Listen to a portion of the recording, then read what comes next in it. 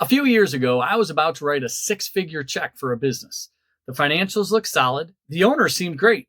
And then I asked one question, and the deal fell apart 90 seconds later.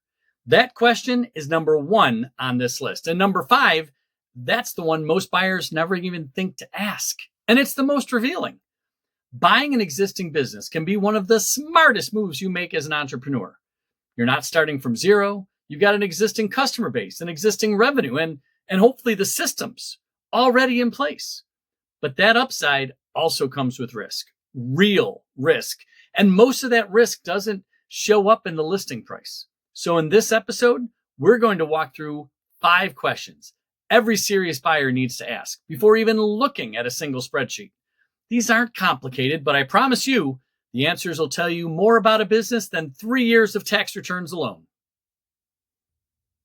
Hi, I'm Matt. I've spent over 25 years building companies as a serial entrepreneur and helping small business owners with their day-to-day operational challenges. At Beyond BST, we help entrepreneurs move from idea to first dollar and beyond.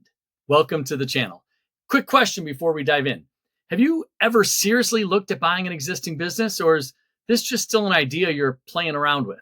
Let me know down in the comments. I'm curious where people stand, and honestly, it helps me make better videos for you.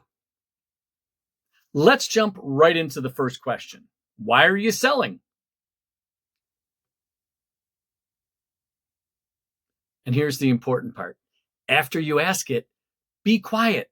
Give the owner some time to answer, and then give them a little more time. Don't rush them and just move on, because sometimes the seller fills a long, awkward silence with information they may not have intended to share. Now, of course, there are legitimate reasons to sell a business, retirement and health and a life change. Those are all real.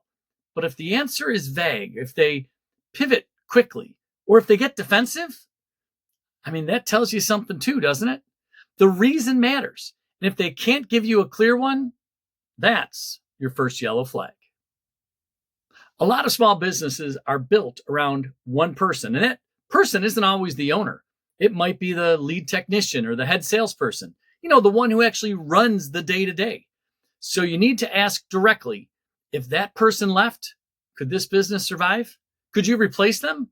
Is there a backup or documented processes, or does everything just live in someone's head? Because what you think you're buying and what you'd actually be getting, those can be two very different things. And make sure you stick around for question 5. I know I've been teasing it. It's the one most buyers never think to ask. And it's the clearest signal of whether you're buying a business or buying yourself a job. Healthy businesses don't depend on a single customer, but you'd be surprised how often a small business has 60, 70, even 80% of its revenue tied to just a couple of clients. So I ask for a revenue breakdown, not just total revenue, but where it's coming from. If one customer disappears, is there anything left? And this applies to product lines and services too. If one offering is carrying the whole business, that's a risk you need to understand before you buy, not after. Now we start digging into the financials, and I'm not looking for a summary, not a spreadsheet the owner just kind of threw together last week. I want to see actual tax returns and bank records along with the P&L statements, and it's a 3-year minimum. And here's why this matters. Small business owners are not always great accountants, and some of them are, creative about how they report things and what they report.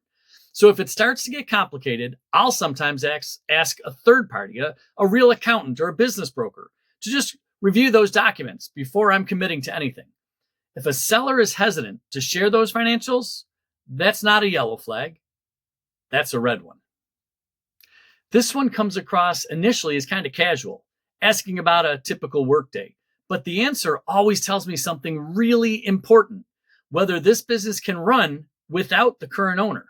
Because if the answer is, I open at 7, I handle the vendor calls, I close the books at night, and I'm the one on the customer's call when there's a problem, I'm not buying a business. I'm buying myself a job, and I'd be paying a premium for it. What you want to hear is that there are systems in place, that the owner's role is strategic, not 100% operational. That if they took a 2-week vacation, the business wouldn't just fall apart. That's the kind of business I want to buy. Let me put this all together in a real scenario. About 10 years ago, I found a business that looked great. 350,000 in annual revenue, profitable for at least the last 5 years. They had a good location, and I saw some opportunities for new marketing that might provide a really nice revenue bump. But when I asked my 5 questions, here's what I found out. The owner initially said he was selling because he was just too busy with other businesses. After a short, awkward pause, he also admitted that a national competitor just entered the market. Their best employee, the one who just ran the floor, is a close relative who's planning on moving out of town in a few months. Over 50% of their revenue came from just one client, and their contract had expired. They're just running month to month. And the owner said is that he's there 6 days a week, at least 8 to 10 hours a day. Suddenly, that 350,000 in revenue looks a lot less desirable. The 5 questions aren't there to kill the deal, but in that case, they gave me a real picture, so I could negotiate from a place of knowledge, not assumption. If you're thinking about buying a business, or even if you're just exploring the idea, these 5 questions are your starting point. Not the financials, not the location, these 5 questions. Why are they selling? What happens when a key person leaves? Where does the revenue come from? Can I verify the financials? And what does the owner actually do every day? Those answers won't always make or break a deal, but they'll tell you exactly what you're walking into. And that's kind of the whole point. Thanks for watching. If this video was helpful, please like the video and consider subscribing. I put out new content every week about the real side of running and buying businesses. And let me know in the comments, which of these 5 questions do you think most buyers skip? I'm curious. I read and answer every single comment. Now, take a breath. You got this. All right. What's next?